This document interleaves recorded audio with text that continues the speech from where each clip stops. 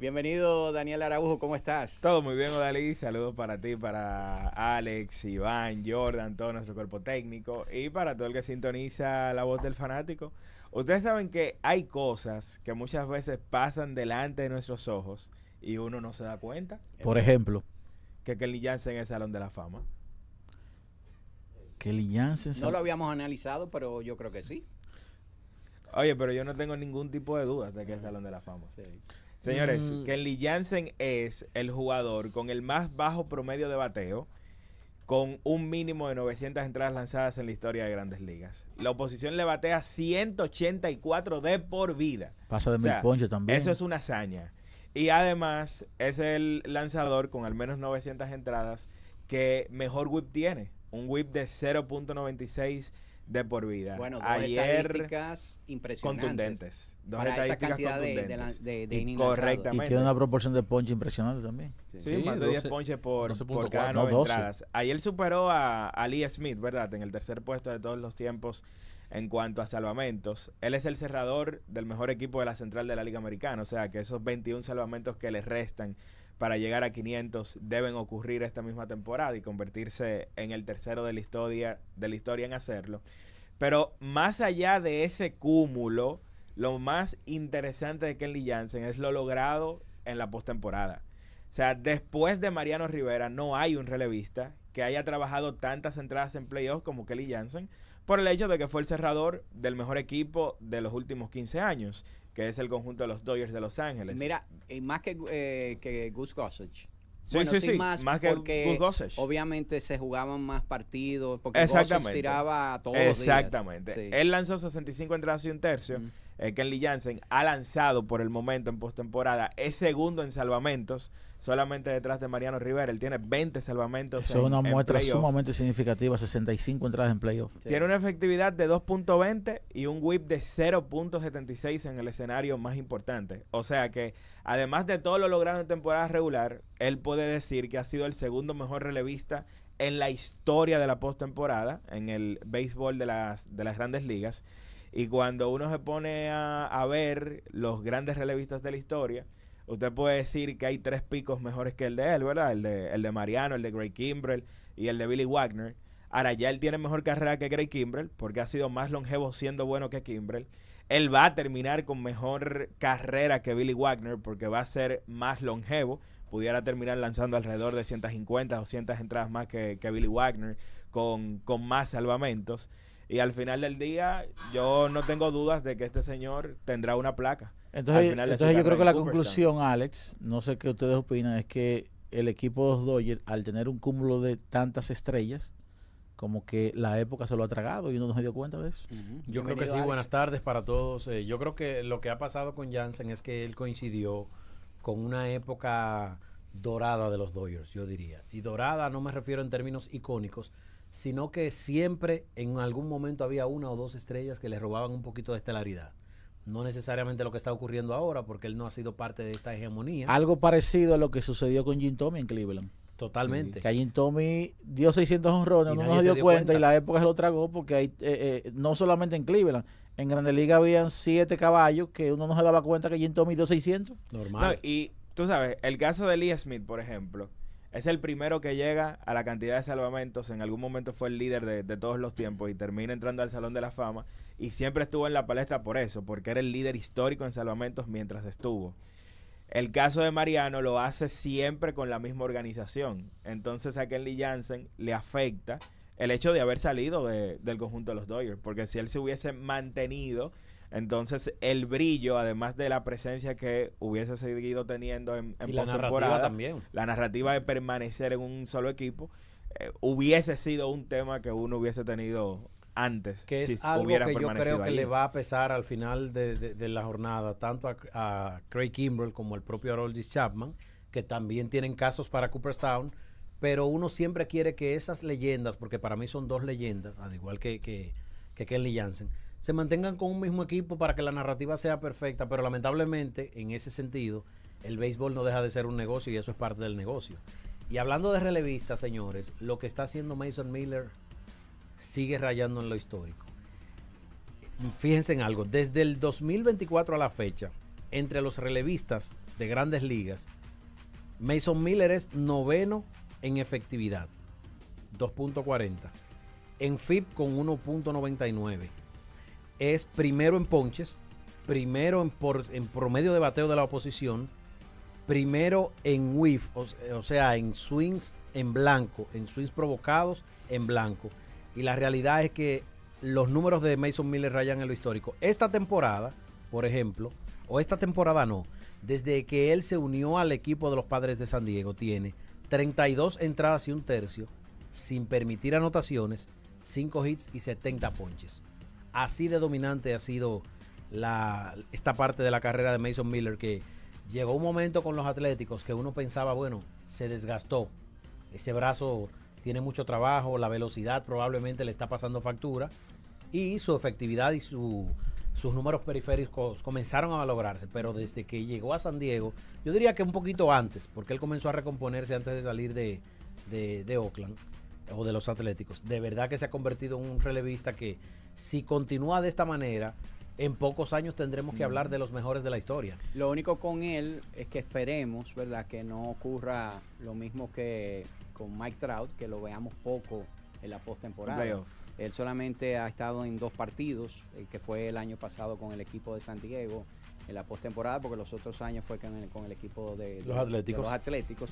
Ojalá que lo podamos ver en la postemporada con frecuencia, porque ahí es donde se potencializa, ¿verdad? Sí. Se multiplica por mucho el espectáculo de ver un lanzador de este tipo. Bienvenido, Jordaniel. Saludos, Odalí, saludos Alex, Iván y Daniel y todos los amigos de La Voz del Fanático. Quiero puntualizar sobre Chapman, porque mucha gente subestima mucho la carrera de Aroldis Chapman por el tema de los momentos en los que ha estado en que se le han pegado unos palos en playoff. Pero por ejemplo, desde que llegó a Boston, oigan a Aroldis Chapman desde que llegó a Boston, o sea, desde el año pasado hacia acá, en 67 entradas y un tercio, un WAR de casi 4, 3.8 para un relevista. Eso es superbo, porque tiene una efectividad de 1.20 en esa cantidad de entradas. Tiene un FIP de 1.82 y 0.70 el whip de Aroldis Chapman desde que llegó a los Medias Rojas de Boston. Y esto es lo que parece ser vamos a decir que revive su carrera en una franquicia de alto nivel. Te voy a responder de 2 maneras. Había un anuncio de una tienda muy famosa aquí que al final decía, y ni así se ve entera. De lo mucha mercancía que tenía. Correcto. Sí. Y lo otro... ¿Era Pica Pica eso? No, La Sirena. Ah, La Sirena, ok. Que primero era la tienda siempre llena. La tienda siempre y llena. después hubo una campaña donde alguien la mostraba y ni así se ve entera. Exacto. Entonces, lo otro es que independientemente de... Yo tengo en mi memoria todos los palos que le han dado a ese señor en Serie Mundial. Al final, por 3 honrones, 4 honrones. No, casi nada, como diría Marcos. Yo no puedo sacar o no puedo poner eso por encima de lo que él ha sido en su carrera. Estamos hablando de un tipo. Iván no dijo ponerlo por encima, que él lo tiene ahí. No, sí, lo digo porque mucha gente subestima a Chapman por ese tipo de cosas. Pero, por ejemplo, en su carrera es un tipo con un FIP por debajo de 2.40. Si tú haces un ranking de relevistas, ahora mismo, ¿en qué lugar tú lo pones? ¿A Chapman históricamente? Sí. Mira, no que sea difícil, pero hay que buscar nombres. Por ejemplo, yo tengo para mí yo te voy a preguntar, ¿tú lo pones por encima de Mariano? No, imposible. Hoffman. Por longevidad, no. No. Kelly Jansen. Tampoco. Kimbrel. A mí me gusta más Chapman que Kelly, pero por la carrera de Billy Wagner. Willy Wagner es mi relevista favorito. ¿Pero por qué te gusta más Chapman? Espérate, Chapman porque tiene efectividad. Perdóname, para mí más dominante. Chapman tiene efectividad de 2.26 en postemporada. Lo que pasa es que esos momentos que le tocaron fueron momentos donde el planeta entero estaba sobre los ojos del planeta, o sea, estaban sobre él. Fueron en los momentos donde el equipo perdió. Momentos para perder juegos. Pero 2.26 de efectividad en 51 entradas y un tercio con 73 ponches.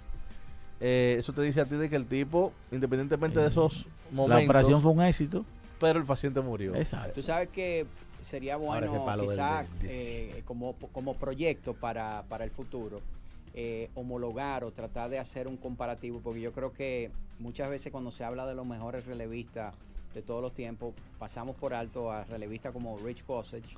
Muy bueno. Que lamentablemente por el sistema de playoff de la época, solamente tiró 31 entradas en la postemporada, pero parecía que todos los años y hay gente... estaba en la postemporada y tuvo actuaciones espectaculares, igual que Rollie Fingers con el equipo de los Atléticos de Oakland y con el equipo de Milwaukee. Creo que Don Sutton. Sutton era más... Bruce Sutter también, y también el mismo Dennis Eckersley, que ya viene en una etapa intermedia. Sí, lo que pasa es que el Dennis Eckersley, al ser también abridor, parecido a lo de John Small, mucha gente no lo asocia tanto al tema de relevo porque también fue dominante como abridor en cierto sentido. Pero a la hora de hacer un ranking de relevistas, y eso es un trabajo bueno que podemos hacer hacia el futuro. Sí, claro. ¿Cómo podemos comparar a un Rich Kosich con un Kenley Jansen o con un Mariano Rivera en una época donde la postemporada se amplía de lanzadores como Rich Kosich? Señores, Kosich por temporada tiraba 100 y pico de entradas. Porque salvaban 3 entradas. Salvaban 3 entradas. O sea, era un relevista diferente. Venían desde el séptimo a completar un salvamento cuando el abridor salía. Y era sumamente efectivo. Claro.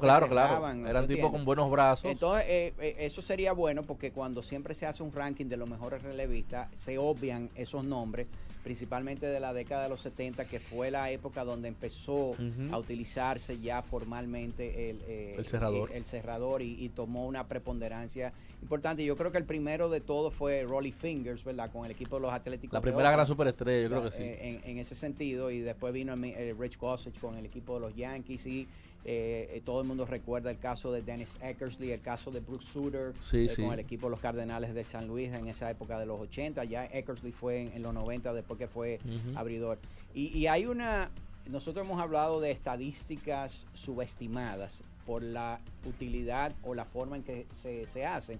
Para mí, una de las estadísticas más subestimadas que tiene el béisbol es una que se menciona todos los días, que es las entradas lanzadas. Las entradas lanzadas no le hace honor a lo que realmente representa. Cuando te dicen a ti 1000 entradas lanzadas, lo que eso 3000 outs. 3000 outs. Por eso, uno de los argumentos principales, incluso que los recuerdo como ahora, que utilizamos en este programa cuando Verlander tuvo la temporada aquella, fue que Verlander hizo 751 outs esa temporada. Que equivalen a una temporada de un jugador bateando. Exactamente, y el promedio, y lo que le batearon a Verlander fue 0 bicicletas en esa temporada. Esa fue la temporada con Gary Cole. Por eso es antes del año, perdóname, Valis, antes del año que tú destacabas de Dennis Eckersley, y hablando en ese mismo sentido, en el 1988 él lanzó 72 2/3 y fue líder en salvamento de la Liga Americana, fue a la Serie Mundial y todo el mundo sabe lo que pasó contra los Dodgers. Pero el año anterior él acumuló más de 100 episodios, 115 como relevista. Siendo relevista. Una locura. Sí, él pichaba casi todo. Porque es que Eckersley no solamente te salvaba el noveno, él también te podía venir en un séptimo episodio, un octavo episodio. Y él podía ser un lanzador de múltiples entradas, porque era un abridor convertido en relevista en cierto sentido. Pero yo te digo... Aunque yo te voy a decir algo, relevista como tal, Eckersley no es de los 5 mejores de la historia. Yo creo que no. No, claro que no. Sí, creo que ahí baja, porque yo entiendo que Mariano, ¿verdad? Porque él complementa su carrera, ¿verdad? Con lo que hizo como abridor. En el caso de él, hay que segregar la etapa donde fue relevista. Donde fue relevista, porque su etapa como relevista sí fue muy dominante. Sí, claro. Aunque no duró tanto porque él tuvo unos años. Sí, él fue dominante del 87 al 92, pero luego de ahí dejó de ser un gran jugador. Porque ya estaba en la postrimería de su carrera. Si mencionamos a los mejores ya tenía 38 años. Si mencionamos a los mejores 5 relevistas, yo entiendo que Mariano, Billy Wagner, Trevor Hoffman, Craig Kimbrell tiene que estar ahí entre los mejores 5 para mí. Tú sabes que ahí yo no estoy de acuerdo con ustedes, porque cuando tú hablas de dominio, no de estadística en una temporada completa y en momentos importantes en la temporada regular y postemporada, yo creo que ahí hay que considerar a un Rich Kosich, ahí hay que considerar a un Rollie Fingers y hay que considerar a un tipo como Dennis Eckersley. Porque, señores, lo más grande que hizo Mariano Rivera... Pero porque estadísticamente no está ahí Eckersley. No está ahí. Tuvo 5 años, pero... Ahora, tuvo 6 años buenos, pero el pico de Kimbrell fue superior. La temporada de 1990 de Eckersley fue No, muy eso fue buena. ahí. Sí, Fue una claro. locura. Y la del Claro, de 92 las que ganó mejores el de la Stephen historia. Efectividad Sayón, de que yo no sé 0.61. No sé cómo fue que hicieron que ganara esos dos premios. Por eso yo siempre digo, una cosa es la carrera y otra cosa es el jugador en su pico. En su pico, Dennis Eckersley posiblemente en su pico solamente haya sido superado por Mariano Rivera. Y lo Es hizo posible. con equipos, Pero es que el pique de Kimbrel fue mejor que el de Mariano. pero en postemporada también. Bueno, temporada regular. ¿Tú entiendes? Sí, O sea, si yo integramos playoffs, lo de Mariano fue una cosa. Por eso lo de Mariano es tan extraordinaria. grande, porque lo hizo en temporada regular, Y lo hizo postemporada. postemporada. Eckersley lo hizo Parecido a lo de Jansen ahora. postemporada. Parecido a lo de Jansen, ¿Tú entiendes? que ha sido élite en los dos lados. Y lo de Rich Gossage y Rolly Fingers fueron dominantes en temporada regular y en Y postemporada. tienen que tomar en correcto, cuenta sí. que tenían un elemento diferenciador que intimidaba, unos bigotes. Sí. sí. Rolly Sobre todo el Fingers. caso de, Sí, pero de entonces la carita de Mariano no No intimidaba. era buena gente. No, era- era- Hoffman suma- sí. Mariano era Hoffman como sí. la versión Sí. MLB de Steph Curry. Ahora, ¿tú sabes quién? Exacto, Yo siento que forzó mucho ese asunto en una época en la que esa cara intimidante estaba en un proceso de transición. Rod Beck tenía sí. En paz descanse, un sí. bigote feísimo que era cerrado aquí y se abría aquí. Horrible. Él tenía un bigote como cuando tú estabas aprendiendo Como a usar un Ragnarok. transportador en la escuela, que te salían mal los rectángulos. No, y había algo en su aspecto físico que tú decías, habrá bebido anoche. De verdad.